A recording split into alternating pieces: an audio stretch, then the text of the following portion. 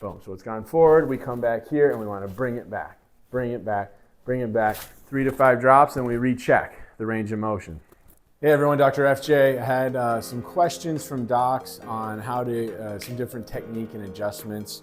So we're going to go through that and we're going to do a series here on some educational things for doctors. We'll go through taking x-rays, analyzing x-rays, and then some motion, palpation, and different things, and a combination of one. So one of the first ones I got was an AS Ilium, or an anterior superior Ilium, how to detect it, how to adjust it. One of the first ways is x-ray.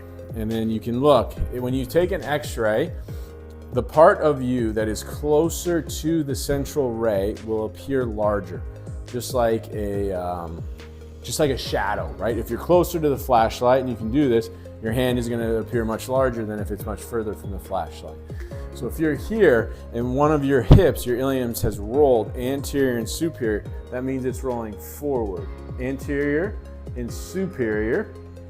And the ilium is part of the hip. The hip's comprised of 3 different parts. The ilium's one. And so it's going to roll forward like that, anterior and superior. We can just call it anterior for simplicity's sake. But it's going to look larger on the x-ray. So if you have one hip that looks larger than the other, it's going to be more anterior, and that's why they're really going to be the same size. So x-ray is a great way to check it out. Now, that doesn't mean that that's the one that has to be adjusted. So that's one aspect, but now you want to look at restriction, pain, swelling, edema, things like that to decide which SI joint you're going to adjust, because we don't want to, I mean, there's hundreds and hundreds of joints in the body. You can go through and adjust them all, I guess, but it's much more beneficial if you get 2 or 3 really specific ones that are creating the biggest issue. So with an AS Ilium, that's one. Another way with the AS Ilium is when you lift the legs, if they have tension in the hamstring. I have empirically found that 99.9% of the time means they have an AS Ilium. And then also when you pump the legs forward. So if you pump the legs forward, and I'll have my ops manager come in here and we'll have a demo. But if you pump the legs forward and one leg goes very easily and one leg is really hard, the leg that goes is the anterior superior ilium, the AS Ilium. And then I'll go through on how we want to, how we would adjust that. But diagnosing it is key. So your detection and your analysis skills are so important, because you can be the greatest adjuster in the world, but you're trying to adjust a PI ilium and it's an AS ilium, or you're adjusting a right atlas and it's a left atlas. So it doesn't matter how good an adjuster you are, that's not going to go well. And there's basically 2 types of adjustments. There's a corrective adjustments, like a NUCA style adjustment, where you're actually correcting and changing alignment. And there's mobilizing style adjustments, where you're mobilizing a joint and you're releasing tension. Now, we've all had, that doesn't mean you just go crack everything. There's a good chance you could jam a joint even more. And that's, anyone who's ever had a bad adjustment and walked out, you know exactly what that's like. So you want to make sure you take your time, and lots of times it's very quick once you get good, but in the beginning it can take a little while. But analyzing and detecting it first, and then I'll go through my favorite ways to actually deliver the adjustment. All right guys, so AS Ilium. 1, we like to do the leg pump, functional analysis. So when you push up like so, I'm going to really exaggerate it, but if one foot goes much further than the other, the foot that goes more easily is the side of the AS Ilium. And this is also a great check with pregnant women, because you can't x-ray them. So this really helps you figure out how you want to adjust them. So the AS Ilium, and lots of times people will say, oh, you always take the PI side, PI. And you used to, I think 30, 40 years ago, there was a lot more PIs, but now with how much we sit, I find a lot of AS Iliums, a lot. So this side, the left side for Megan, would be the side we'd want to adjust as an AS Ilium. Then also, Megan, lift your right leg straight up as high as you can. Good, and down, and the left, and down. So hers lifted pretty freely, but say the left one also didn't lift as well, and then there was tension in the hamstring. I can just about guarantee you that's an AS Ilium. And you could double check on x-ray if the larger, longer hip ilium is left, it's an AS Ilium. But now let's say we did the leg check. Left side is the AS ilium for sure, but the right side was the harder side to lift, and I'm going to adjust whatever's on the right side. Could be a sacrum, tailbone issue, could be the right ilium, could be something down in the lumbars, could be just referred tension from the atlas. All that is potential.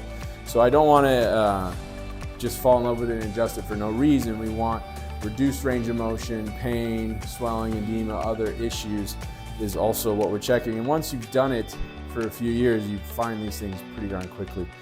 But that was, so that left tension in the hamstring when she lifts the legs, reduced motion, the leg pushing much more easily, we're thinking AS ilium. Okay, now if we were to adjust it, we could do it a couple ways. If you have drop tables, we can just bring the table up. We're gonna come down here because you figure the hip has rolled forward like so. So we're gonna come here, boom, and the goal is to bring it back. Now, if you took an x-ray and measure it, this is all microscopic change, but it will mobilize the joint, and we wanna see improved range of motion after the adjustment will be the number one thing, and then improve range of motion both actively and passively. So when we press, we want to feel that as well, and lots of times they'll feel pain relief instantly. But anyway, so the drop will be applied, we'd come here and we'd push down. So you're coming back towards kind of the end of the glutes, getting really basically on the ischium here, crest, and you're just going to push into that. So you're going to be driving it back down. So we want to bring that hip, boom, boom. So it's gone forward, we come back here and we want to bring it back, bring it back, bring it back. 3 to 5 drops and we recheck the range of motion. Now, you could do it with an instrument like an activator. If there's a lot of wear and tear, that's going to be really, really small, minute changes. But for people with a lot of chronicity, fibromyalgias, people that are very sensitive, they many times can't handle a drop or a side posture adjustment. If there's fusions, so then we're going to do that, and it's amazing. The people, the more messed up they are, even that very minute microscopic change will improve how they feel and function.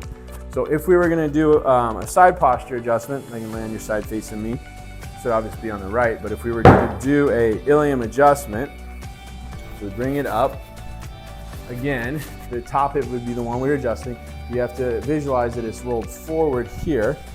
So I'd want to bring her to tension, and then I want to bring my chest, and don't do your arm. If you're getting out here with your arm, you do that a couple hundred times a week, 5-10 years, your shoulder's gonna be destroyed. So I want to bring her to tension, and I'm going to thrust with my chest to be right here. And I want to bring that hip, again, back. So I want to bring it back. It's rolled forward here. I want to bring it back, bring it back, bring it back. And so with that, I just bring the tension and I bring my chest right through here, driving that, bringing that hip back, and then I check again. A lot of times you get an audible or a cavitation, you'll hear it pop, but you still want to check the range of motion, because the pop in and of itself doesn't mean a good adjustment has been made. You can jam a joint. So we want to see the range of motion improve, both passively and actively, and then you know you've made a good adjustment. Okay, so you can go face down for a minute. So again, just kind of using my spine, the hip has rolled forward here. So either we use the drop, so the hips roll forward, and I use the drop, get at the back of the hip. So I want to get way back here to bring, boom, the hip back. Or we take them on the side, and I bring my force down here at the bottom of the hip to, again, bring it out. Okay? Hope that helps. If you have any questions, please leave them in the comments. And anything else you'd like me to expand upon, and we'll have some other educational videos as we go. Thanks, and if you know anyone this could help, please share or subscribe it for the next videos coming down the pipeline. Have a great day, and remember to take charge of your health.